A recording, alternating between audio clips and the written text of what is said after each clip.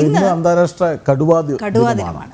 ഈ കടുവകളെ സംരക്ഷിക്കേണ്ടതിൻ്റെ ആവശ്യകത ഓർമ്മിപ്പിക്കുകയാണ് ഈ ദിവസം. പക്ഷേ വയനാടുകാർക്ക് ഇതത്ര സന്തോഷം നൽകുന്ന വാർത്തയില്ല. കാരണം അവിടുത്തെ മനുഷ്യർ എത്ര കണ്ട് കടുവ തുടങ്ങിയ വന്യജീവികളുടെ ആക്രമണത്തെ അതിജീവിക്കാൻ ശ്രമിക്കുന്നത് നമ്മൾ കണ്ടതാണ്. അവരുടെ കഷ്ടപ്പാട് നമ്മൾ അറിഞ്ഞതാണ്. അത് ഓർമ്മിപ്പിച്ചുകൊണ്ട് തന്നെ പറയട്ടെ, അവരോടത് വംശനാശ ഭീഷണി നേരിടുന്നു എന്ന് പറയാൻ കഴിയില്ല. കാരണം അത്രയധികം നാട്ടിലേക്ക് ഇറങ്ങി വരുന്നു. ഇപ്പോൾ വംശനാശ ഭീഷണി നേരിടുന്ന ജീവജാലങ്ങളുടെ പരിപാലനവും സംരക്ഷണവും ആഗോള ആവാസ വ്യവസ്ഥയുടെ നിലനിൽപ്പിന് തന്നെ അനിവാര്യമാണെന്നാണ് ഈ ദിവസം ഓർമ്മിപ്പിക്കുന്നതെന്നാണ്. അപ്പോൾ കടുവാ ദിനമാണ്. ആ റിപ്പോർട്ട് കണ്ട് വരാം.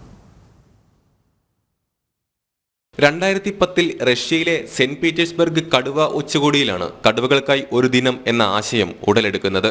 കടുവ സംരക്ഷണത്തെക്കുറിച്ചുള്ള അവബോധം വളർത്തുന്നതിനും കടുവകളുടെ ആവാസ വ്യവസ്ഥയുടെ സംരക്ഷണം പ്രോത്സാഹിപ്പിക്കുന്നതിനുമാണ് അന്താരാഷ്ട്ര കടുവ ദിനം ആചരിക്കുന്നത്. കടുവകൾ നമ്മുടെ ആവാസ വ്യവസ്ഥയുടെ ഒരു പ്രധാന ഭാഗമാണ്. കണക്കുകൾ അനുസരിച്ച് ലോകത്ത് ഏറ്റവും കൂടുതൽ കടുവകളുള്ള ഒരു രാജ്യമാണ് ഇന്ത്യ. ബംഗാൾ കടുവ, സുമാത്രൻ കടുവ, സൈബീരിയൻ കടുവ, പേർഷ്യൻ കടുവ, ജാവൻ കടുവ എന്നിങ്ങനെ വിവിധ ഇനം കടുവ വംശങ്ങൾ ലോകത്തുണ്ട്. വംശനാശ ഭീഷണി അഭിമുഖീകരിച്ച ബംഗാൾ കടുവകളെ 1972 ഭാരതത്തിന്റെ ദേശീയ മൃഗമായി തിരഞ്ഞെടുത്തത്. കടുവകളെ വംശനാശത്തിൽ നിന്നും സംരക്ഷിക്കുന്നതിനായി 1973 ഇന്ത്യയിൽ ആരംഭിച്ച പദ്ധതിയാണ് കടുവ സംരക്ഷണ പദ്ധതി അഥവാ പ്രോജക്ട് ടൈഗർ. ഇന്ത്യയിൽ കടുവ സംരക്ഷണാർത്ഥം സ്ഥാപിതമായ ആദ്യത്തെ ദേശീയോദ്യാനം 1936 തുടങ്ങിയ ഹെയ്ലി നാഷണൽ പാർക്കാണ്. പിന്നീട് 1957 ഇതിന് ജിം കോർബറ്റ് ദേശീയോദ്യാനം എന്ന് പുനർനാമകരണം ചെയ്തു. 2023 സെൻസസ് പ്രകാരം 3682 കടുവകളാണ് ഇന്ത്യയിലുള്ളത്.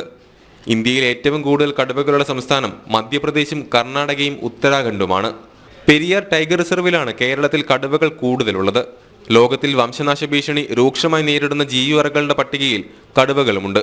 അതിനാൽ വംശനാശ ഭീഷണി നേരിടുന്ന ജീവജാലങ്ങളുടെ പരിപാലനവും സംരക്ഷണവും ആഗോള ആവാസ വ്യവസ്ഥയുടെ നിലനിൽപ്പിന് തന്നെ അനിവാര്യമാണെന്ന് കൂടി ഓർമ്മിപ്പിക്കുകയാണ് ഈ ദിനം. ന്യൂസ് ഡെസ്ക്, ജനം.